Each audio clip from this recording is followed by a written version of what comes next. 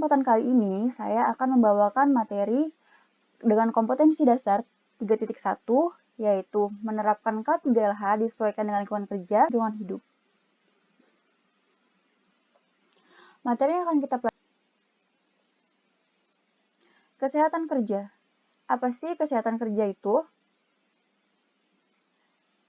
Kesehatan kerja mencakup kondisi fisik, jasmani, psikologis, mental, rohani, serta hubungan sosial para pekerja yang dinyatakan dalam taraf normal dan baik. Menurut Undang-Undang Nomor 23 Tahun 1992, kesehatan seorang meliputi beberapa aspek. Aspek yang pertama, kesehatan jasmani. Aspek yang kedua, kesehatan rohani. Aspek yang ketiga, kesehatan ekonomi.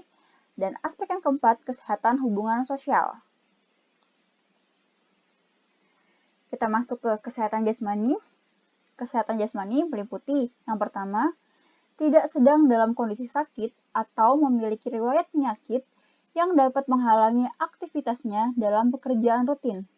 Yang kedua, mampu beraktivitas dengan baik seperti makan, minum, berjalan, berbicara, berpikir, memahami aturan yang ada pada SOP, dan bekerja ketika dalam area kerja.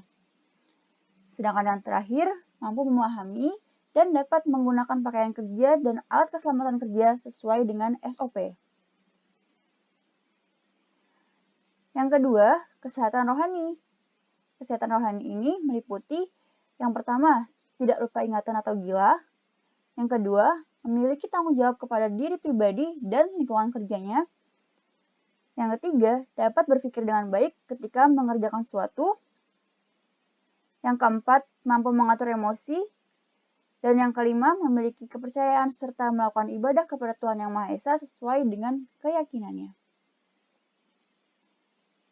Kesehatan yang ketiga yaitu adalah kesehatan ekonomi. Kesehatan ekonomi itu memiliki pekerjaan produktif yang dapat menghasilkan nafkah untuk menghidupi diri sendiri dan keluarganya. Karena kalian masih pelajar, tugas kalian adalah atau pekerjaan produktif kalian adalah belajar. Jadi, kalian belum memiliki kewajiban untuk menghasilkan nafkah untuk menghidupi diri sendiri atau keluarga kalian. Kalian boleh bekerja, tapi itu hanyalah pekerjaan sampingan yang tidak mengganggu pekerjaan utama kalian sebagai pelajar, yaitu adalah belajar. Masuk ke kesehatan yang keempat, yaitu kesehatan hubungan sosial.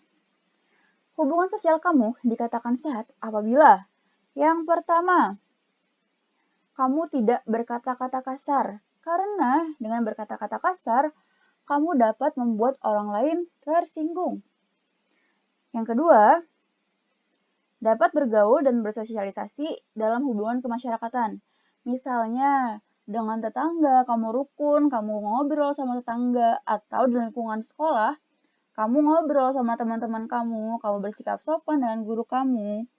Itu termasuk hubungan sosial yang sehat.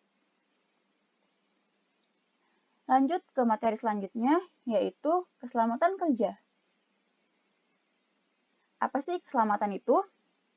Keselamatan atau kata dasarnya selamat mencakup kondisi seseorang terhindar dari bahaya dengan tujuan meminimalkan terjadinya kecelakaan yang menyebabkan sakit, cacat, atau kematian.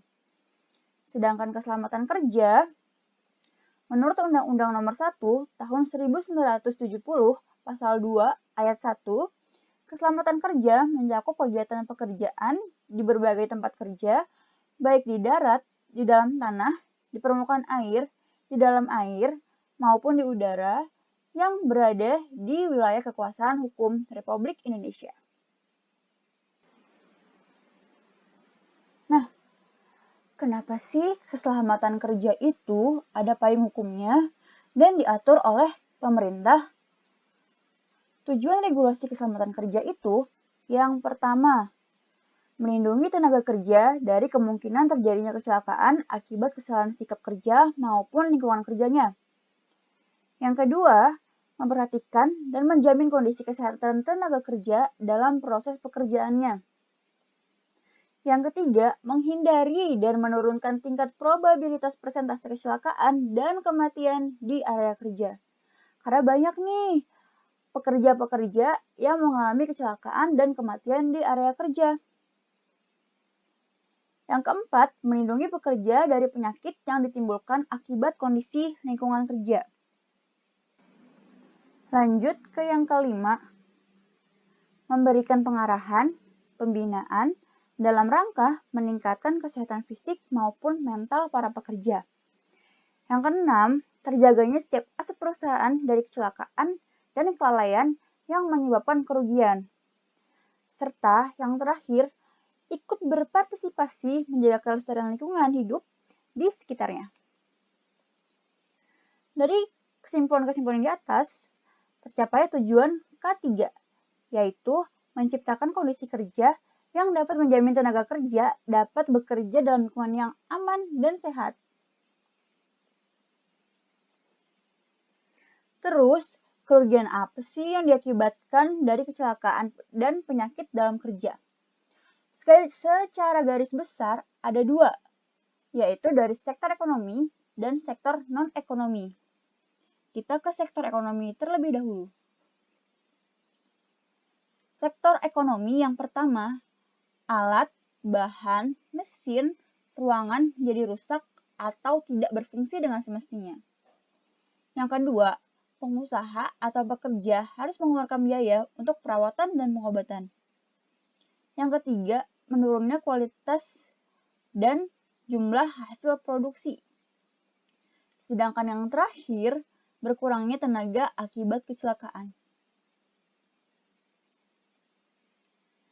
Dari sektor non-ekonomi, yang pertama, kerugian waktu bagi korban.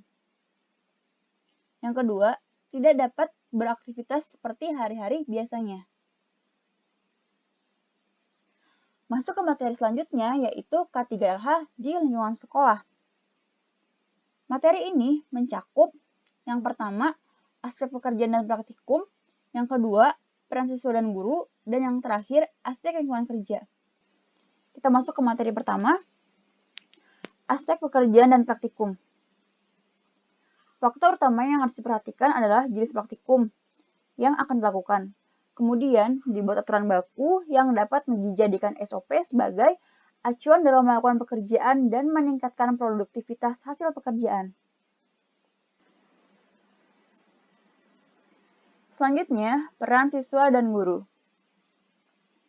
Yang pertama, memahami dan melaksanakan secara sungguh-sungguh setiap aturan dan instruksi tentang keselamatan kerja. Misalnya di laboratorium komputer, kalian tidak boleh membawa makanan dan membawa minuman, serta makan dan minum di laboratorium komputer. Kenapa? Karena ketika kalian makan di laboratorium komputer, itu pasti ada remah-remahan yang tumpah ke karpet. Itu dapat mengundang semut maupun tikus. Ketika semut dan tikus datang, semut dan tikus menggigiti kabel yang ada di laboratorium komputer sehingga terjadi kerusakan. Atau nih, misal kalian minum nih di laboratorium komputer, airnya netes, bisa terjadi konsleting listrik, dan bisa menimbulkan kebakaran. Yang kedua, menerapkan peralatan dan pakaian kerja sesuai dengan SOP untuk menjamin keselamatan dan kesehatan kerja. Misal, kalian lagi ngelas listrik. Pakai listrik dong, ada percikan api. Nah, kalian harus memakai kacamata untuk kelas, sarung tangan, serta masker untuk kelas.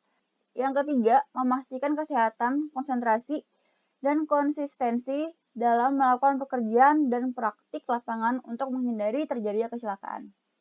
Jadi kalau kalian lagi praktek, pikirannya nggak boleh kemana-mana. Terus kalian tuh udah nggak boleh ngantuk, nggak boleh ngelantur.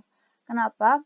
Kalau misalnya kalian lagi bengong, atau misalnya kalian lagi ngantuk, terus tidak sengaja kesenggol komputer, terus jatuh, terus rusak, dan kalian harus menggantinya.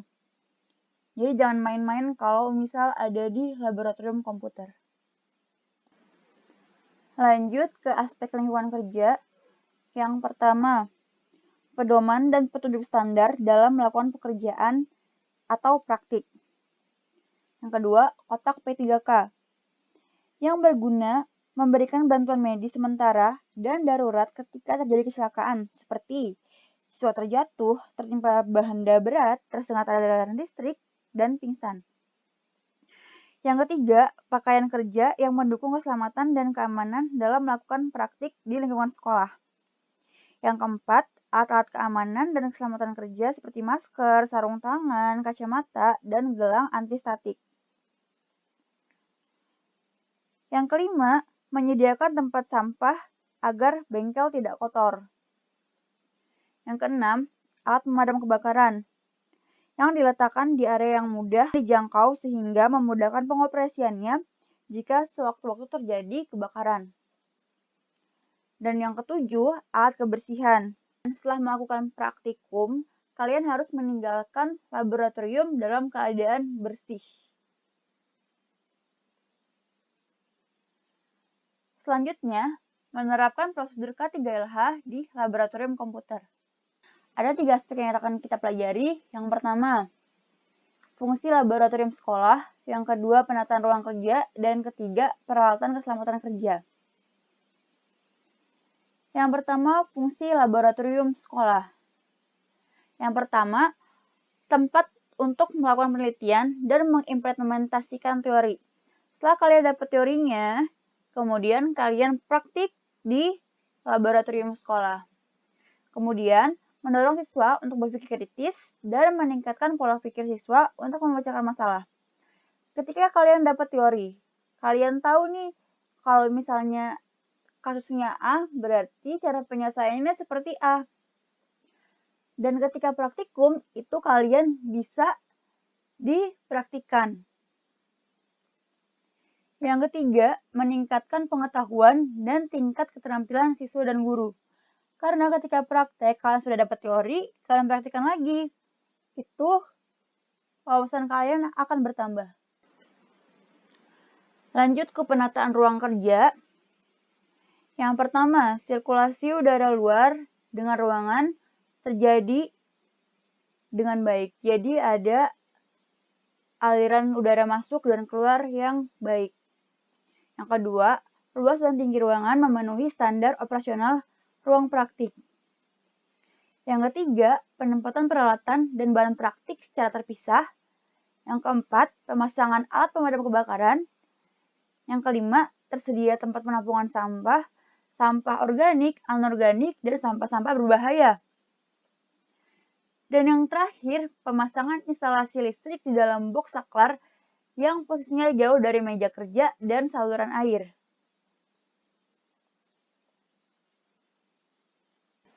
Lanjut ke peralatan keselamatan kerja. Yang pertama, ruang laboratorium mempunyai rasio 2 meter persegi untuk setiap peserta. Yang kedua, lebar minimal laboratorium 5 meter. Yang ketiga, lokasi penyimpanan peralatan dan bahan praktik diletakkan di ruang tersendiri. Yang keempat, jika ada peralatan network yang terhubung di internet, ditata di ruangan khusus dengan pendingin, misalnya server. Ruangan server tuh harus dingin. Yang kelima, jangan sampai ada air menetes. Yang keenam, instalasi kabel listrik atau sumber tegangan sebaiknya menggunakan MCB untuk menghindari terjadinya konsleting. Yang terakhir, kita akan mempelajari tentang simbol dan tanda bahaya. Mekanisme pembuatan tanda instruksi dan cara penempatannya. Yang pertama, tanda atau simbol dibuat dengan gambar ilustrasi yang memudahkan untuk dilihat, dibaca, dan dipahami. Yang kedua, menambah beberapa kalimat imbauan, larangan, atau peringatan dalam ukuran besar, singkat, jelas, dan mudah diingat. Misalnya, dilarang makan, dilarang masuk, HP dinonaktifkan. Yang ketiga, pemasangan simbol biasanya diletakkan di tempat terbuka yang mudah dilihat. Yang keempat, jika terdapat ruangan khusus yang menyimpan bahan-bahan kimia berbahaya, bahan mudah terbakar, Simbol dan tanda peringatan dapat dipasang di luar ruangan